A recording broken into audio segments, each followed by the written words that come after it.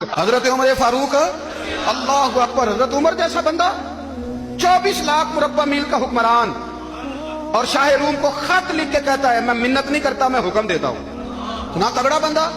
جنگ قادسیہ کے لیے حضرت سعد بن ابی وقاص کو بھیجا، اس جو بھی آتا جاتا پوچھتے جنگ کے کیا حالات ہیں۔ ادھر جب اللہ نے فتح دے دی نا، تو حضرت سعد بن ابی وقاص رضی اللہ تعالیٰ عنہ نے ایک قاصد کو خط دے کے بھیجا، کہنے لگے عمر کے پاس جاؤ، انہیں اطلاع دو کہ الحمدللہ اللہ نے اسلام کو فتح عطا کر دی۔ بہت سارے لوگوں نے زیادہ دفعہ حضرت عمر کو دیکھا بھی نہیں تھا۔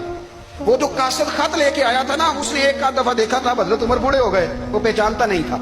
جب اس آدمی کو آتے دیکھا تو حضرت عمر اٹھ کے کھڑے ہو گئے، فرمانے لگے قادسیہ سے آ رہے ہو؟ وہ کیا کہتا ہے؟ پھٹے پرانے کپڑے، ٹوٹے ہوئے جوتے، سر پہ پرانی پگڑی۔ کہنے لگے غلام مدینے کے رہنے والے ہو؟